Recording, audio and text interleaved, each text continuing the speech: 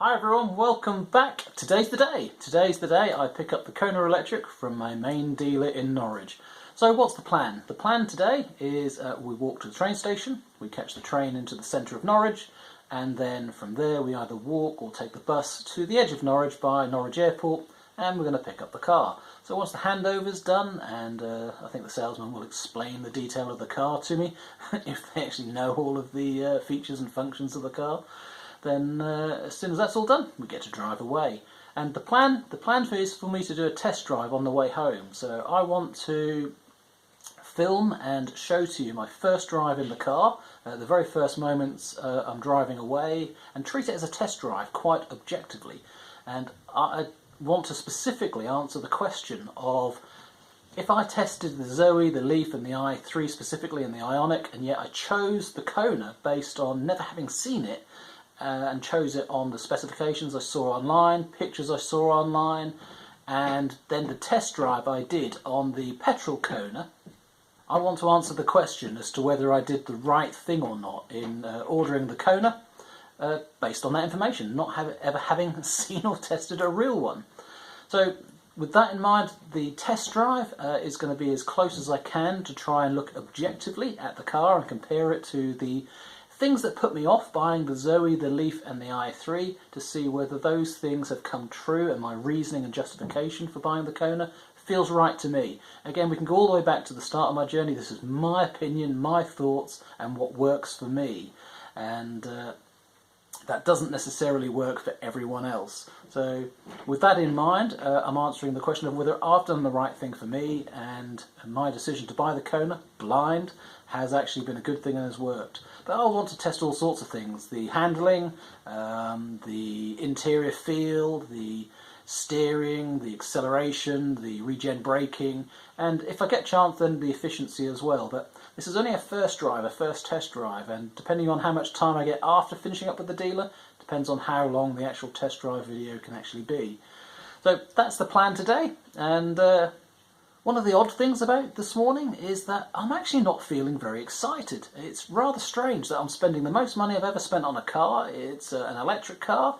I don't know whether it's the nervous anticipation of what am I doing, going electric rather than ice, or whether it's the amount of money I'm spending.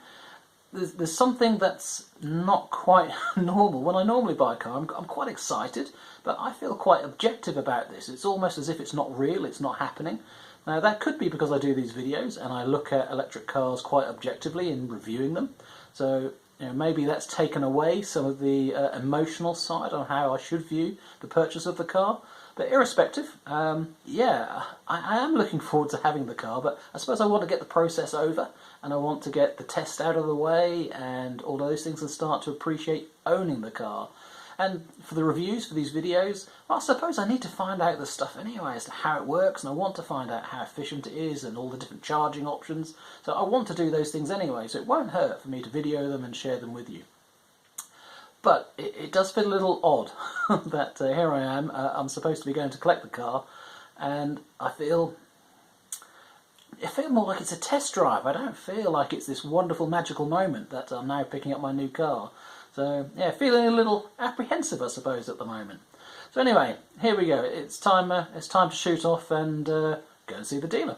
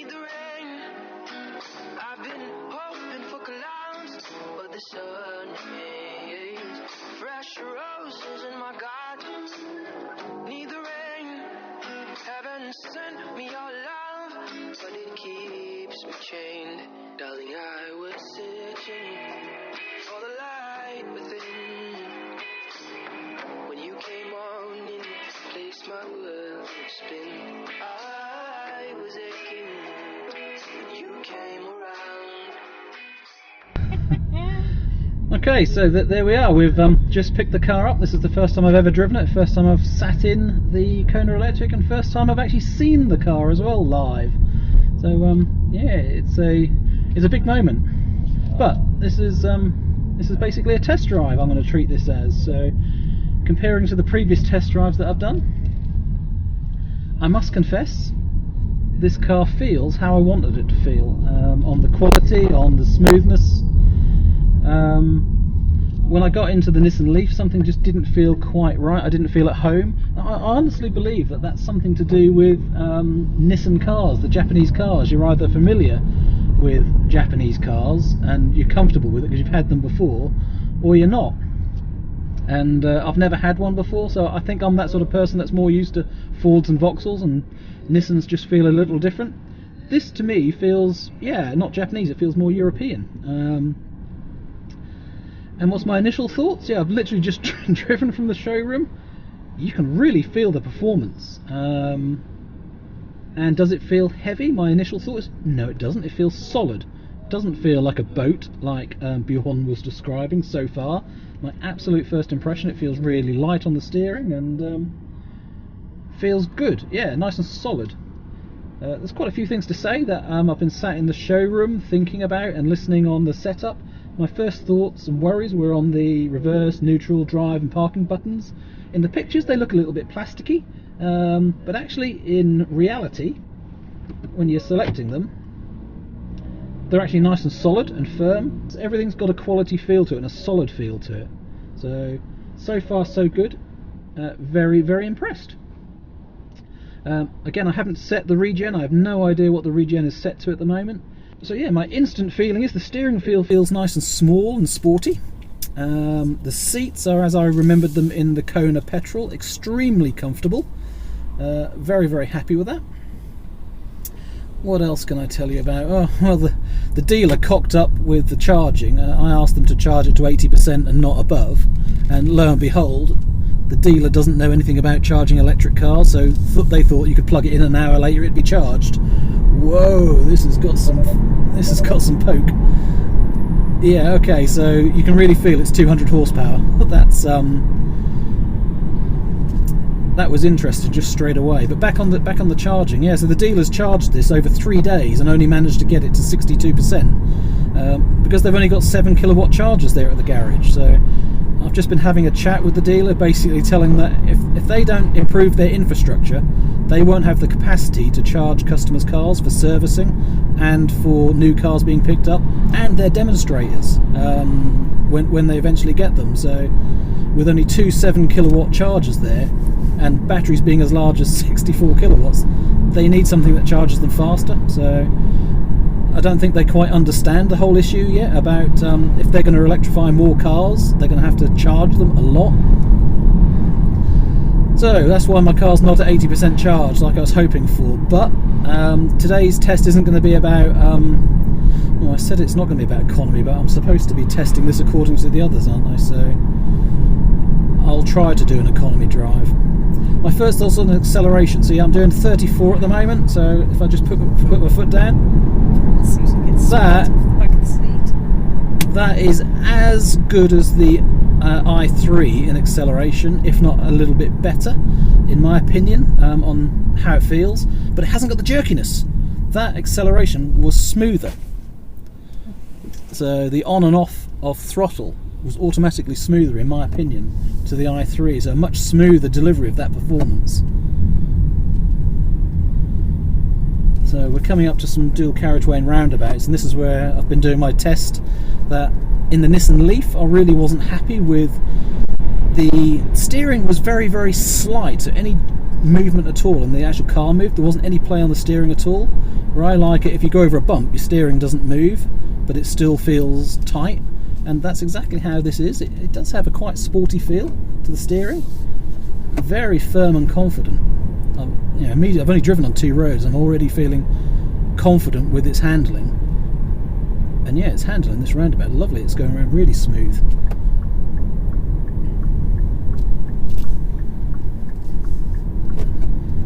So power delivery, on how it delivers and the handling, my instant thought is this feels how I wanted it to feel. When I drove the petrol Kona, it felt really, really nice, and that's what convinced me to go for a Kona, because of how it drove compared to the Leaf, and this hasn't disappointed.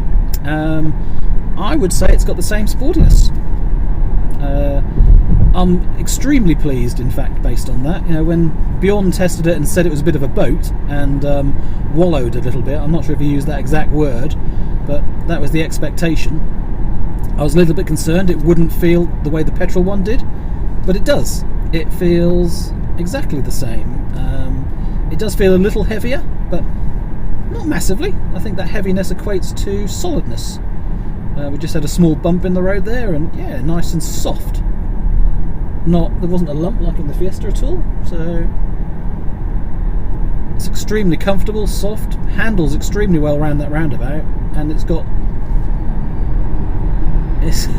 some really nice acceleration there, so that's very nice. You can hear the motor whine as well, can't you? Okay, so that's interesting. I can feel it moving, the steering. It's you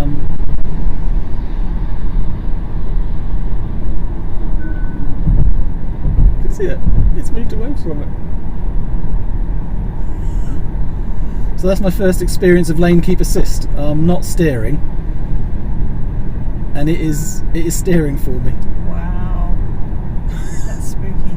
Yeah, but that's because we're on a corner, that's going left and right and ping-ponging, so that must be lane keep assist that's on, not lane follow assist. So anyway, I'll reset that another time.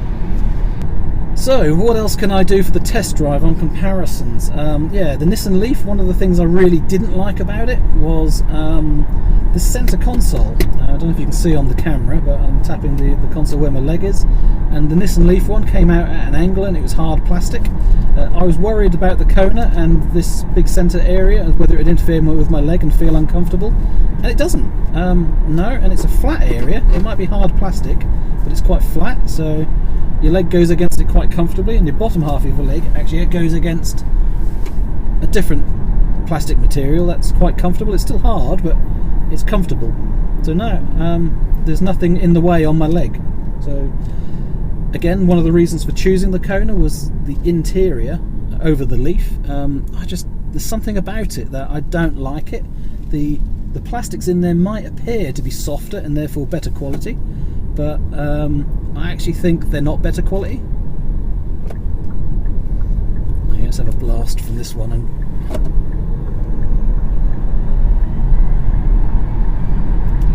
Feels like we're going to take one of those sides. We've just blown everything away. That's unbelievably quick. So again, test drive wise, what else have I been interested in? Well, the efficiency. I managed probably over a 50-mile journey. I managed to get over 5 miles per kilowatt hour out of both the Zoe and the i3 and the Leaf as well, the 40 kilowatt hour Leaf.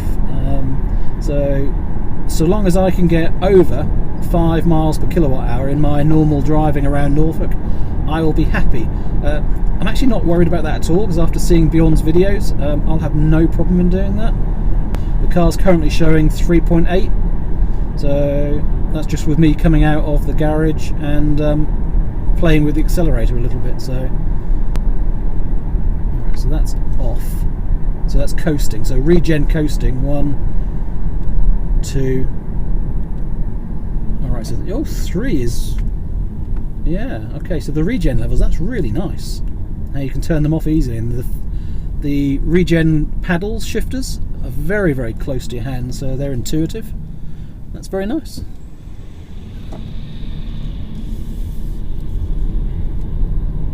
You stay where you are, Mr. Tractor. Thank you.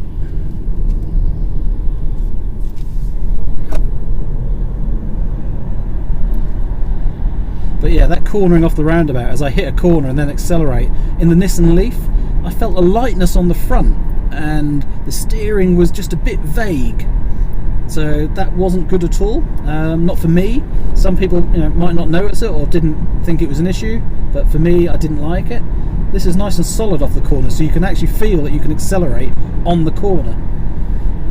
Now, I know some people have asked about torque steer, so let's see. We're doing 50 miles an hour. Hands off the steering wheel, accelerate. Nothing. no torque steer off the front at all. So let's try again, but down to a 40 miles an hour, so let's start from a slower speed. Hands off the wheel. No, there's no aggressive torque steer on it at all. So I'm not quite sure why that's been reported in some of the media reports. Nothing noticeable at all. That was extremely comfortable.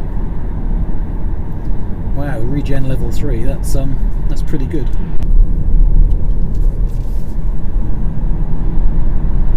This is nice.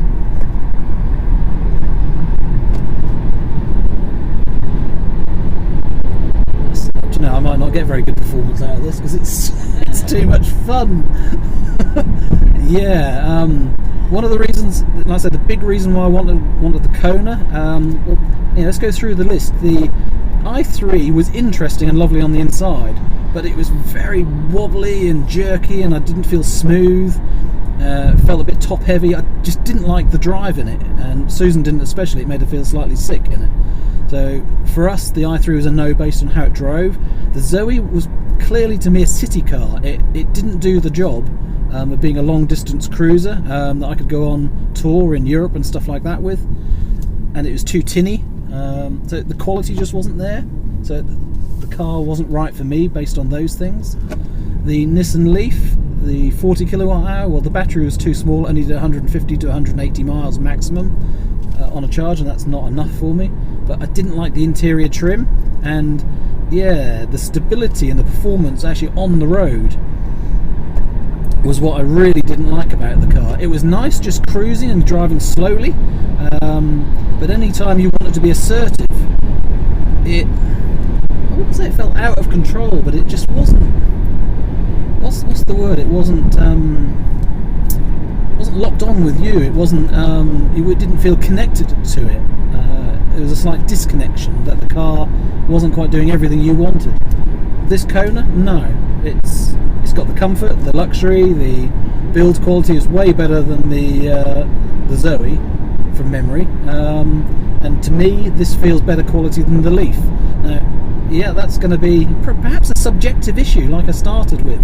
That Bjorn always talks about. He actually thinks the Leaf has better quality interior than the Kona. Where I don't think so. I think this feels better quality to me. This doesn't feel as good quality as a Golf, I must confess, and I think that's to do with the choice of plastics. They are softer on the Golf, so it feels better. Yeah, another Hyundai. There's Hyundais everywhere. What's that? An iX35 or something? Yeah.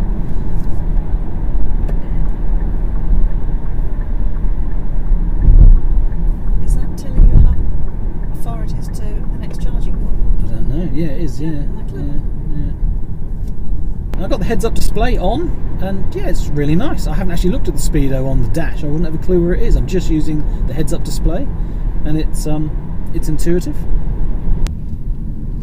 So do I like this big centre console? What do you think, Susan? Do you like it or don't you? It's in there. I do. I like all the space to store things. It's spacious. Yeah. It's spacious. So when I first turned up at the dealership, one of the things I thought was, oh my god, what am I buying this for? It's really small. The first time I've seen this car live in the flesh, it does look smaller, in my opinion, in this colour than the petrol Kona that sat in the showroom. It actually looked bigger. So the Kona itself, to me, looked bigger, but in real life, when I got to see this in the ceramic blue, it actually looked small, and I can't work out what it is. It feels small, but it feels big at the same time. It doesn't drive small. No, I really like the size of this. So for me, yes, I could have a bigger car, but I don't want or need a bigger car. This feels right to me. I actually feel quite low down. I've got my seat very low down at the moment, so that's probably part of the reason I'm in quite a sporty position sat in the car. Right, the miles per kilowatt hour are up to 4.1 now, but this is nowhere near indicative of a decent journey, so I may well have to do a separate test. In fact, I'm definitely going to have to. Oh, that's interesting. Yeah, the beeps. Yeah. That was it telling me that there was there was another car in the way.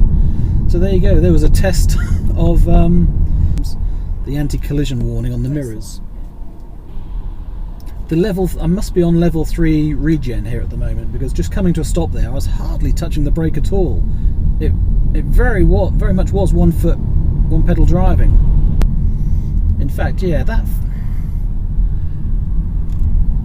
When I drove the BMW i3, I could describe that I sensed a resistance in the car, as if it was attempting to recharge all the time. On this highest level of recharge, it feels the same.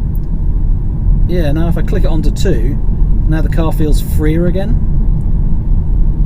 So yeah, when it's on the highest level of regen, I can feel that same amount of resistance that I could sense in the i3 when I was driving the i3 on the test. But in 2, I can't feel that. And in 1, yeah, it's just coasting now. So it's not coming to a stop at all.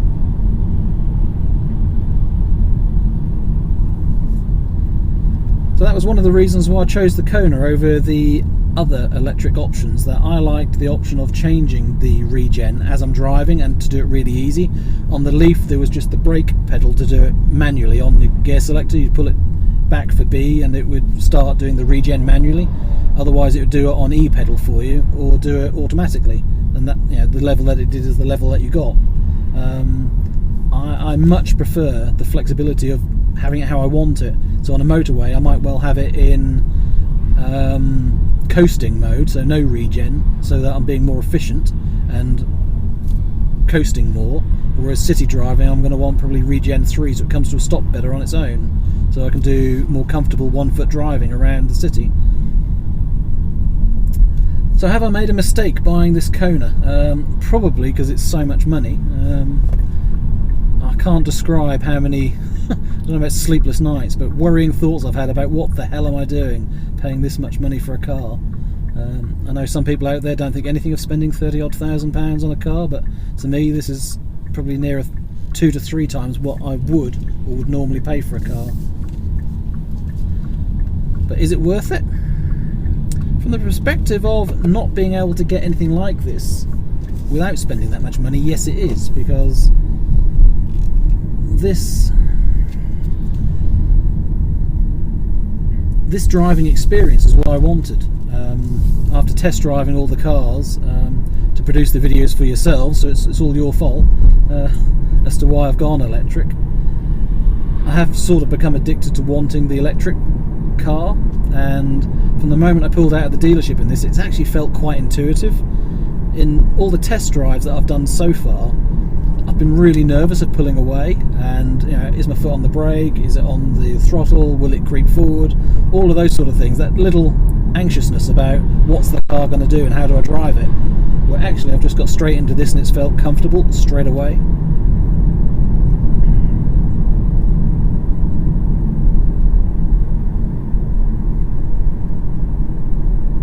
Wow, that's clever. The speed limit sign that's on the front dash literally changed the moment we crossed the line. It's extremely accurate on picking up speed signs.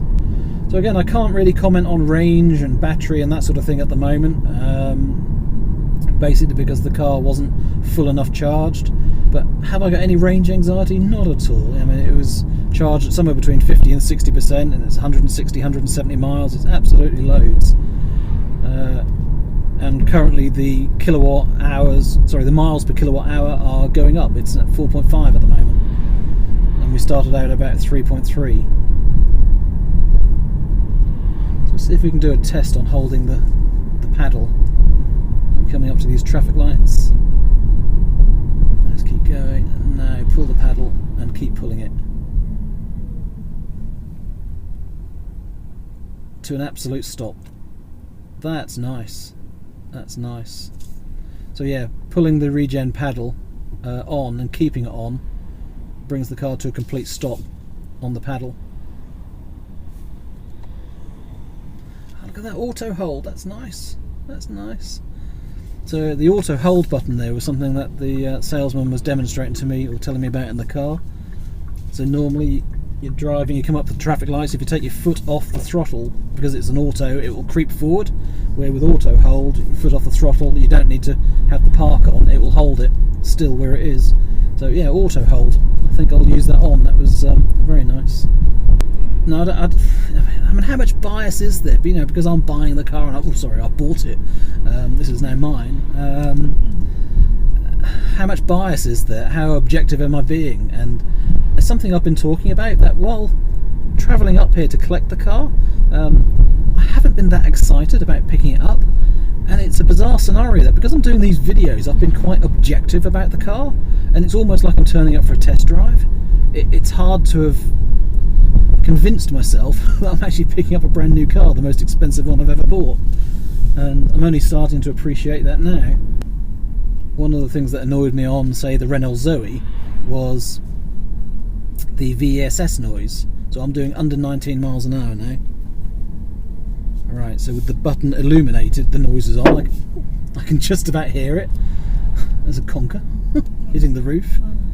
But it's not as intrusive as the Zoe one. The soundproofing must be better. Oh, there's the first look of admiration from a young lad. What was that? So yeah, the Vss Noise is, I don't know, it's not metallic-y, it's not science fiction-y, it's just a mechanical noise. It's to an electrical noise. yeah, I think it's less annoying than the Zoe one, but you can also not hear it very much, so That's good. it's much better. And for the Zoe again, the doors were really tinny when you shut them. These have got nice clunks to them, so all the things that I thought made my decision to buy the Kona over all the other cars have so far been proven true. I wasn't wrong in any way from the research I did. So one of the big questions is, can you test a petrol Kona and get an impression about the Kona itself, the electric version? So can you test the petrol and make a decision as to whether you would buy the electric? And the answer is yes. I think the interior quality of this is better than the Premium SE of the petrol version. So if you like the Premium SE Kona in petrol, you would like this electric version. Performance wise, well, it's a lot better performing than the petrol version. So but yeah, it does steer and handle just as well. So as I was saying at the beginning, we haven't got a lot of time actually. We set off to do the pickup at about 9 o'clock in the morning, and by the time we had taken the train and done some walking to get to the dealership and having the handover and taking a little bit of filming for this video, the time's now, it's 5 to 4, so I haven't really got a lot of time to finish the video, so this is only going to be a short initial test drive. Very good first impression. Okay, here we are, we're back home again. And how did that go? Well, the car's safely parked on the driveway, it's charging up. Everything worked fine. I unlocked the Zappy charger, set the charge limit on the car to 80%, in that I don't want to charge over 88% for tonight. So I'll just keep the car at 80, and then first thing in the morning I'll charge it further, and that's basically where we are. But yeah, the car's home, it's on the driveway. How do I feel? Yeah, the initial thoughts when I first saw the car is, ooh, I don't know if I like the colour. It's, from some angles it's green, and I quite like that, that's okay, but it's the light bluish colour, when it goes grey blue in some lights, I'm not so keen on it.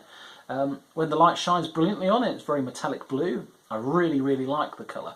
But over the last hour or two that I've actually had the car, the colour's actually grown on me, and I would probably say the interior of the car has pleased me more than the exterior of the car. It's staggering when it was in the showroom next to the Tucson on how big the Tucson is, but no, how small the Kona is. So it's a really weird thing that when I drove the Kona petrol, it seemed larger than the electric one that I've got, even though I know the electric is slightly bigger, only marginally, but it is slightly longer.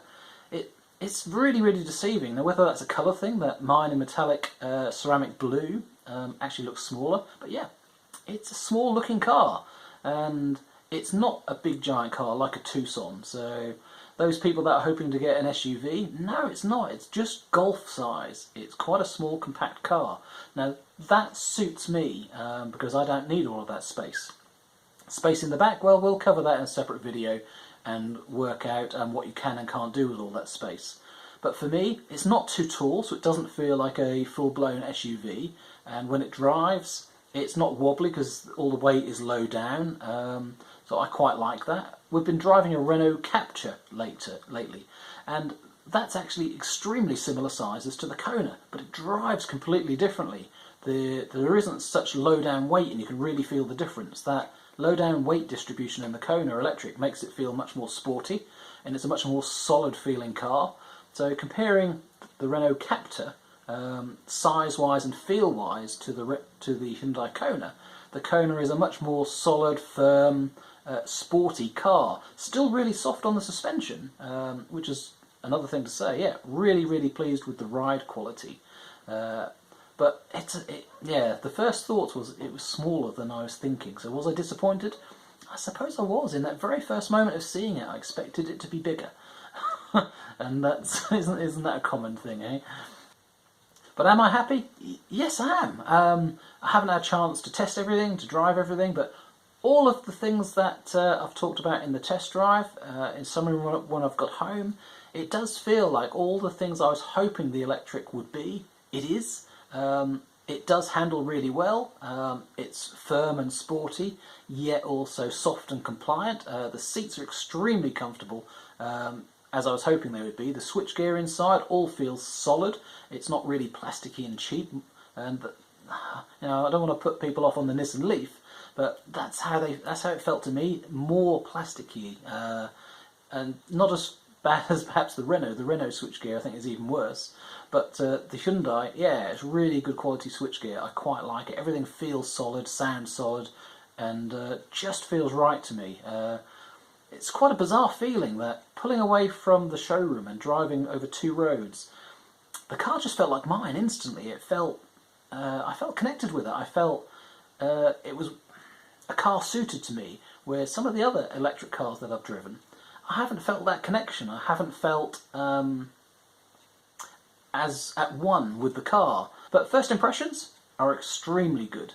Yeah, performance, that's a big one for me. It's got that real fun feeling to it, and I would say it's better than all the ones I've tested. Yes, you've got that sharp acceleration that you've got in an i3, but it was smoother and more solid. Now, whether that's because the car's heavier, I'm not quite sure. But the mixture of how solid it was, and thank God, no torque steer. The tests I did, definitely no torque steer that I could see on that, and I was putting foot flat down. So maybe the torque steer from actually pulling away, I'm not sure, we'll test that, but pulling away at 40, 50, 60, those sort of speeds, no torque steer at all. How did the handover go? There's a good one.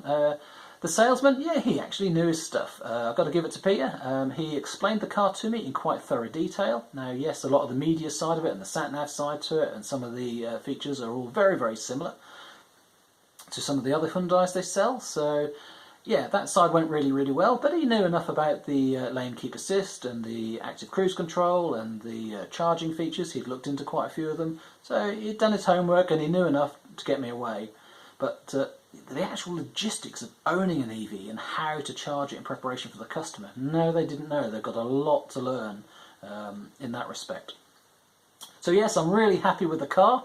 I'm disappointed how long it took. 9:30 we left the house in the morning. We got to the dealer for 12 o'clock, 12:30, but this is where it goes. We're doing these videos for you. There was a lot of time filming and a lot of time prepping, and it's surprising how long it all takes. And by the time we did the handover, there wasn't a lot of time to do a long test drive, so I haven't driven it anywhere near as far as I'd hoped, and we haven't done as full a test as I'd like.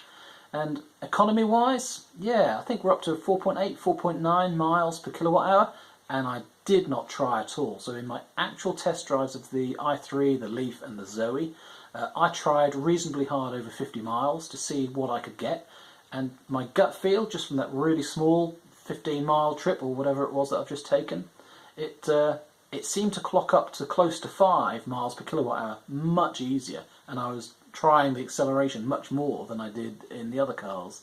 So initial indications, yeah, really good. So yeah, very happy. So basically, I'd better leave it there. I could wax lyrical and say how happy I am and tell you that I'm justified and I was right in my decision. I can tell you all of those things all night, but if I don't stop the video, then I can't edit it and get it online. So I'll leave it there. Thank you for watching. I hope you enjoyed that, and there will be a lot of tests to come and a lot more detail. I've got no idea where to start. I just want to go out and start driving the car. So thank you for watching, thanks for sharing the journey, and I hope you continue to watch. Don't forget to subscribe if you haven't already. There will be a lot of videos coming out soon, and I can't wait to share the car with you. Take care for now. Bye bye.